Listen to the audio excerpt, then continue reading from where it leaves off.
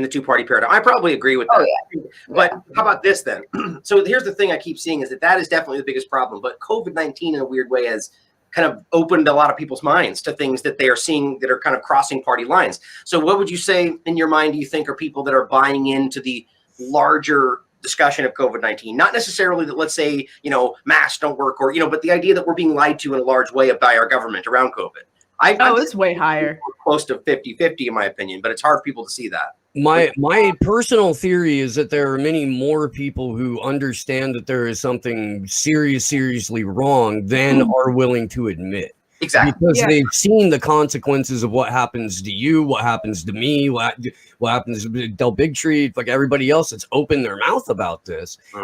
And so they're actively self-censoring and willingly harming themselves because that harm, that risk to them is more worth taking more than opening their mouth and being shunned by their loved ones or losing their job or fucking not being able to travel. Like there's a lot of people that don't want to get the vaccine. There's a lot of people that like know deep inside them that it's bullshit. And like when I talk to them about how bullshit it is, they'll agree, but then they'll be like, but like I want to be able to travel again, or like I want to be able to see my friends again, or like I want to go out and protest again. Like, hey, I can't wait till I get the second shot so I can come out and protest. Like, listen, I've been protesting vaccine free here, and come please.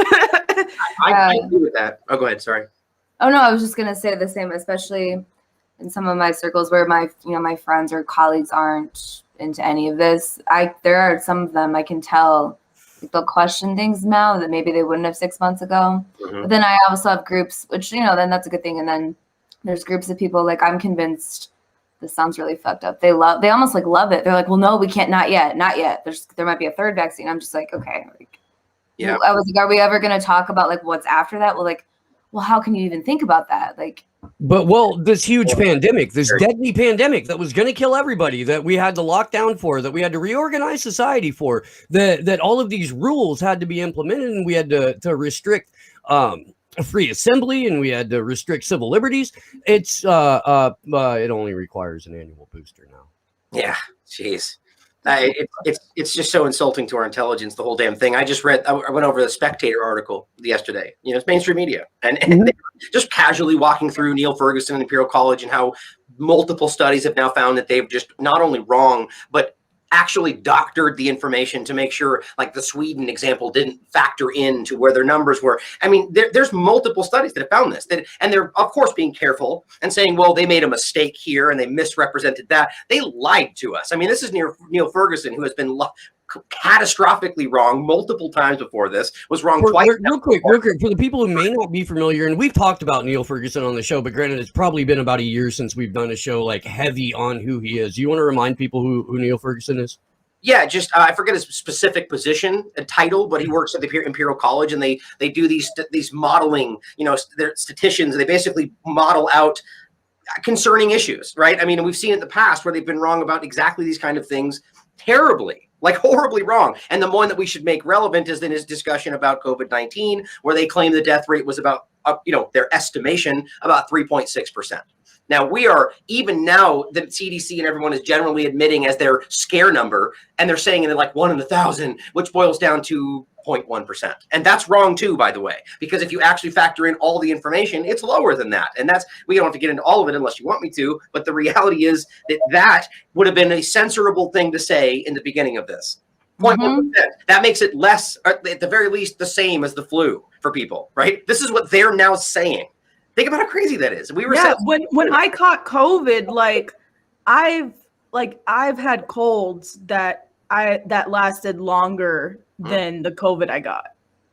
All right, now when you say that, if you don't mind me asking, so why do you think you had COVID, and what was the thing that certified that for you, like a test, or what happened? Oh yeah, because I had headaches, and then I had a fever, and then because I have to get tested frequently because I work with athletes, so my test actually did come back positive, and then I had a fever for a day, and then I just had like a little cold and a lingering cough that went away after like 3 days. So what do you think the possibility is? Because I'm sure you're aware of the same stuff. We've talked about it, where like the flu has just disappeared, right? Or all these different things. Yeah. What do you think the possibility is that you were told that you had it and you maybe just had the flu or pneumonia or something, and the PCR test was just, you know, the false positive, high prevalence? You know, I think it's interesting. We might be seeing a lot of that where people are told they have it, or also where there's somebody I just talked to yesterday who said that they didn't feel anything, but they got a test for something, were told they were sick, and then the next day we're like, oh man, like I can't smell, I can't taste. And I'm going, okay, now is that psychosomatic? Right. We know that's a real thing, right? So I think that's part of it. What are you guys' thoughts on that? I mean, like, I wouldn't put it past them. The only reason why, like, I'm kind of confident that it was COVID is just because, like, I've had the flu before and it was different in the sense that, like, you know, I had these headaches and like going into it, which normally never happens when I get sick, and like the cough was lingering more than it should have. So I was just like, that's why I was just like, okay, it's COVID. But at the same time, it's like, it's a very beatable thing. Like, I took nothing the whole time except vitamin C gummies. Yeah, which is what they're telling us. Their information tells you exactly what you just said, but they won't frame it that way. Right? Yeah, my friend Christopher Tishlius, he had, like, you know, what they call the long hauler COVID, but he literally beat it using ivermectin. And then when he tried to put out the information that, like, hey, I beat COVID using, like, you know, taking care of myself and taking ivermectin, Twitter like censored him pretty much. Personal experience, isn't that crazy? Yeah. Go ahead. Sorry. Something that I like just kind of goes along with this. Like, what happened to the flu? Because they just kind of stopped keeping track of the flu itself. Like, we beat the flu. We beat the flu. That's what happened. Yeah. I've just always like, did anyone like? Well, there's no flu cases. I'm like, that's just weird. The timing that they stopped recording the flu. Well, right around this time. They didn't stop recording it. They're literally arguing that there are no occurrences. Like, there, you can find this in the UK. They like, we beat it. We beat the flu this year. Like, I'm not kidding. It's so. I'm gonna be honest. I did not know that they were saying it. Yeah. I thought that they're like, it was just like, well, low key not like reported anymore. That's what they said first, and you're right about that. In the beginning, it was right in the middle of all this, and that's when us were going, well, that's crazy. They said we're gonna not keep track of it anymore. And that was the middle part before they suddenly said, we beat it. It's like, oh, I did not see how obvious this stuff is. It's crazy. I didn't think. Well, and because they're using COVID as another way to make a push for more people to get the damn flu shot. Right. Like the amount of people I had telling me to get the flu shot, like, yeah, they're offering free flu shots. This, go get the flu shot. I'm like, no, bitch, I never needed the flu shot. Why would I get it now? This despite multiple studies, not even just the one that's been most cited, but multiple studies in the past showing that flu vaccines have the possibility, and it's a high possibility, high is a wrong word for it, but it's a good possibility of increasing your risk of other infections, not the flu, but other infections. So why would you get a flu shot before in the middle of something else you could get, right? And then also the biggest one was the Pentagon study that was done right in the middle of this. They clearly, or it was actually right before, but it came out right in the beginning, and they clearly found that the use of COVID, of specifically flu shots, increased your risk of coronaviruses as a category 36%. And other infections as well. Now, their issue is like, well, that's not, COVID-19 didn't exist then. It's like, okay, that's the same reason they use influenza-like illness. It's about respiratory viruses, right? And they're just playing on people's ignorances about their normal customs with these things. You know, it's a big illusion. That's why I keep saying it, COVID illusion. Doesn't have to necessarily mean that nothing is there. I'm still on the fence about how I feel right there. But it's very obvious that this is an illusion. They're misrepresenting what's really happening in every possible way. Not only are they misrepresenting it, they're deliberately framing it incorrectly. They're deliberately putting out misinformation. They're deliberately keeping accurate information away from the public. And the public just has to live with that. They have to live with that and absorb it and just live in manufactured confusion, or they have to take a stand and say something. And right now, I don't feel like there's enough of us who are doing it, or that we aren't like cohesive enough. It's one of the things I really like about the Union of the Unwanted stuff. is that that's bringing like 30, 40 people, 50 people together. And their audiences, you know, that's in their audience. Yeah. And like almost everybody is from a different little, like has a different audience, you know, like nobody's really like pulling away from anybody else when they go on to that show. And it's allowing for so many more people to get access to this information. And hopefully it's different opinions, you know? Yeah. And hopefully it's inspiring the people who are listening to go and like follow up, you know, do a little bit of their own homework. And then the important part, the really important part is they go out and they talk to their friends in their community about it too. Right. You know, because it can't just be us. Yeah, exactly. That's what has been kind of well before COVID-19, but I think like 2016 forward is when it became like a really aggressive thing. Is that like, and we've talked about this, right? It shifted from just being a disagreement to having different political stances to being the enemy.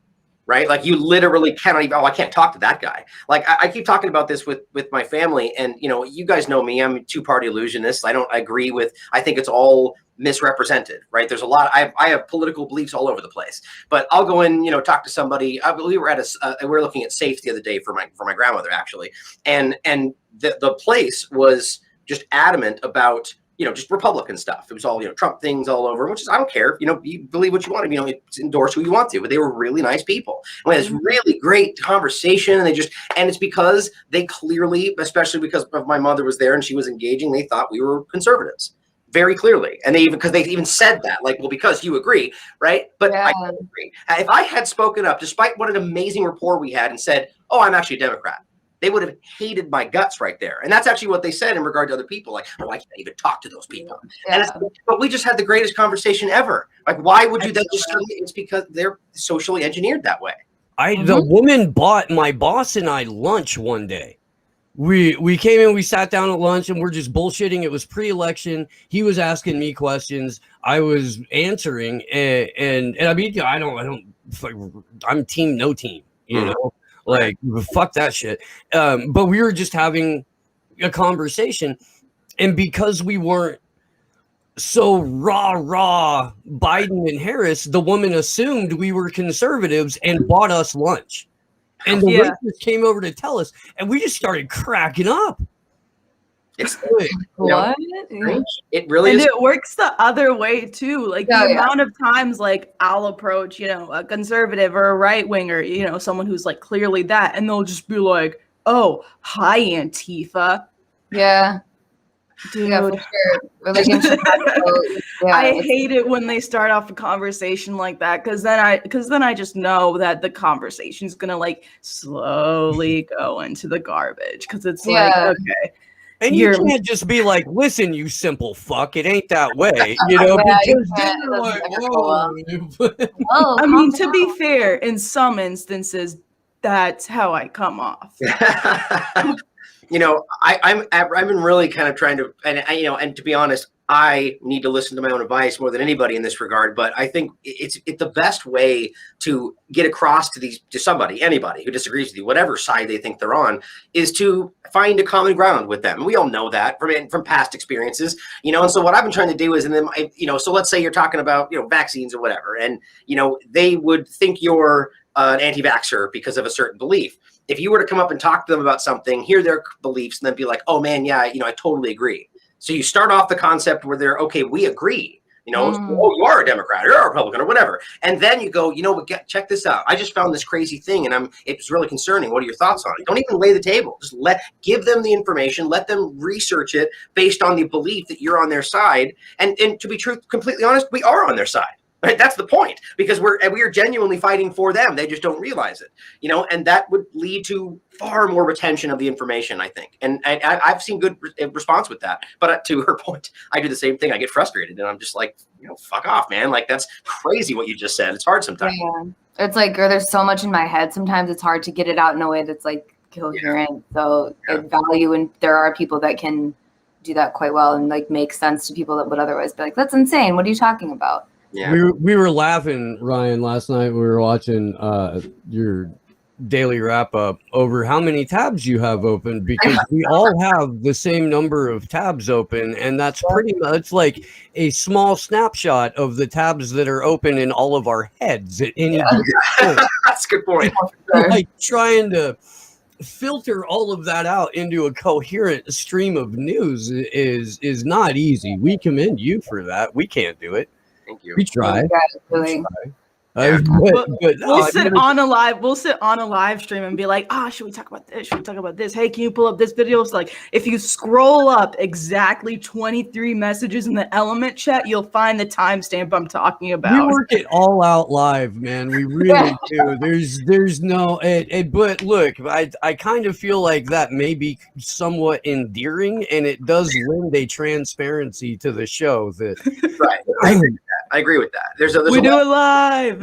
Honesty, where you're not trying to, pull something over their eyes. You can see the full process. I mean, it really is. I mean, to be completely honest with me, what I pretty much do is just try to gather whatever I think is important, like from whatever angle. Half the time I remove as many tabs as I end up keeping, but I pretty much just try to cobble it together in a way that seems coherent, And of course, it's funny, if you just kind of go from piece to piece of information, you eventually start to connect threads, You're going, okay, here, this goes with this one. And you guys have seen my show where I go, I forgot to move that thing over there. It's because I sometimes just forget. But at the end of the day, it's becoming easier and easier because, to be honest, this stuff is all very connected. I mean, it's to not see that right now.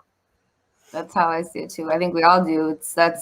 Again, sometimes why it's also harder to explain, because you get to a point where you can just read certain words and you're like, oh, okay, I know what angle they're doing this from. Mm-hmm. And I'll see the rest of it, but you're like, okay, I can tell this is that, and you know what I mean? It's like you can link it back to a panel from the World Economic Forum. Yes. Right. It's like I'll hear someone be like, capital 6, like misinformation. We need to filter information. And I'm like, that's from the press freedom panel.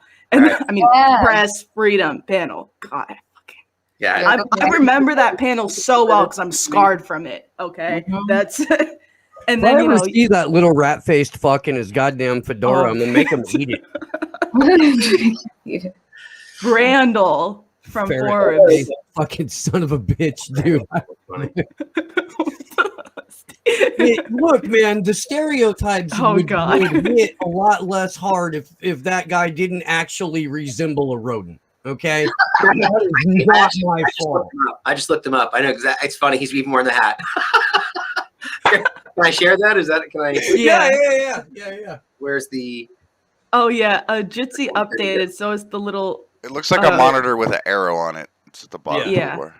Oh, hold on. That's why I have to move it over to my other browser because I'm using this one. Here you go. Here you go. I just have the small image of him, but that's definitely him, right? Oh yeah. Oh yeah, that's him. That's him. You're right. It does look like a rat. And the way. I mean, that's a guy who just wakes up every day and looks for the piece of cheese. That's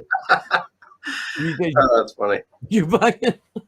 That's funny. Yeah. But I mean, and this is the guy that they have for narrative management at the World Economic Forum. I mean, he works for an outlet that the Bill and Melinda Gates Foundation funds. Mm-hmm.